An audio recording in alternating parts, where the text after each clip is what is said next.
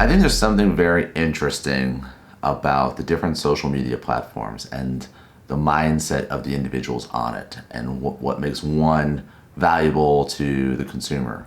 And I wanted to share that insight here, create a debate, create a dialogue, maybe continue and expand what is good about them. So number one, obviously on Facebook, it's more families. It's people are more focused on that category. On Instagram, seems to be more kind of beautiful imagery, beautiful in the photography, beautiful on the videos, and funny things. We certainly see lots of negative people complaining on Facebook and on Twitter.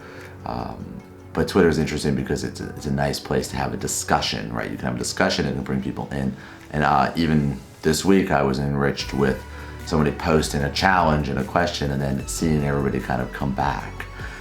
When we think about TikTok, which has become very popular, I think it's interesting in that my assessment of TikTok is that number one, it is a very positive platform.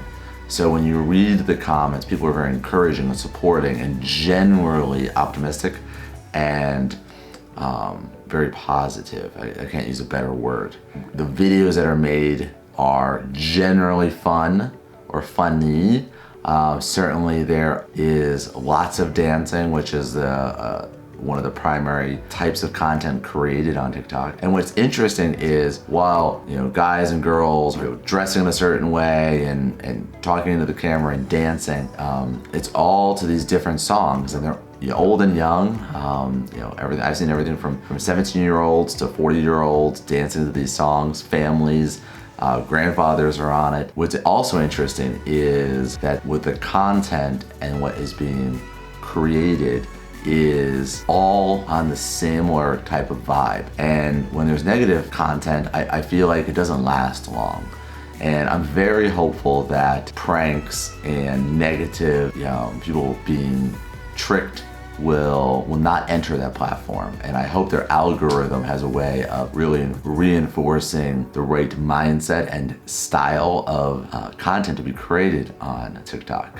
When you're on that platform and you're seeing what is being created, you can see short 15 seconds, you can see 60 seconds on TikTok. You'll see dancing, you'll see mindset videos, you'll see all this different types of content. And it almost begs the question, is the content or the platform and its nature of being like being at a dance, right? Everybody's in a good mood. It's hard to not be in a good mood when everybody's dancing.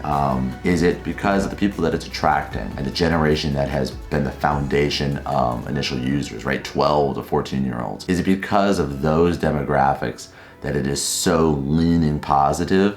If so, that's incredible, right? To be 40, or 40 over 40, to be in that ecosystem of youth and happiness. And I think that is a benefit to everybody who consumes on TikTok, but I would encourage you to create on TikTok. Now I've tried to create different things, different styles, no dances, but just different things. And I've enjoyed it. I think I made a waffle. I spoke passionately about people having courage, and I did it over 6 series videos. I highlighted something that Whole Foods got completely confused because I was just felt silly that they got it confused. So just enjoyed making it.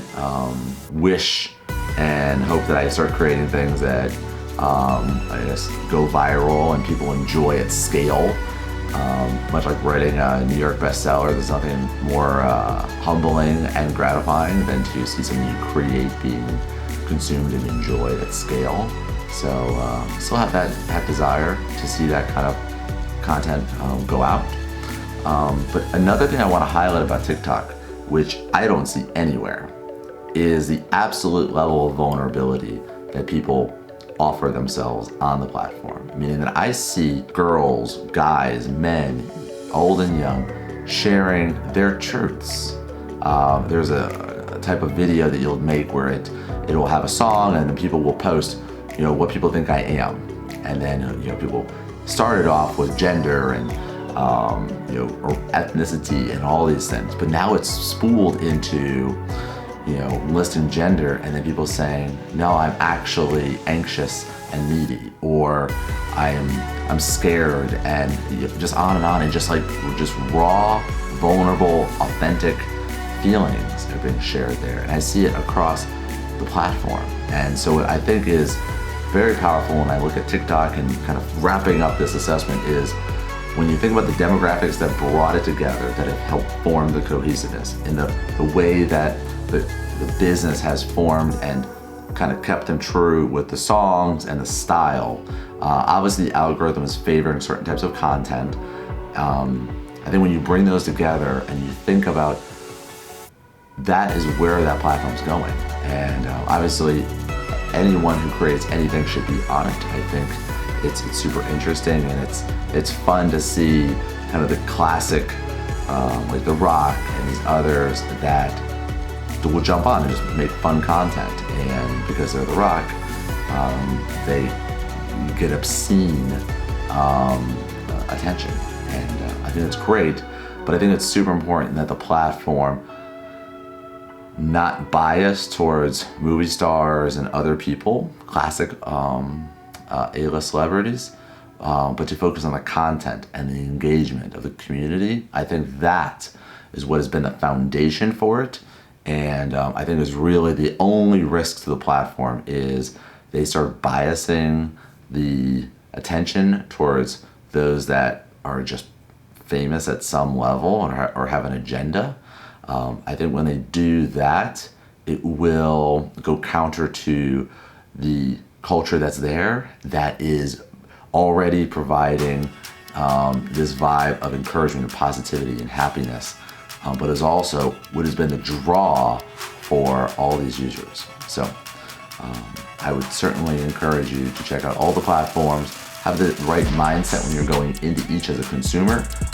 Definitely try to produce. I think everybody should, and I hope this kind of dive into the social media platform is helpful and empowers you to do more great things.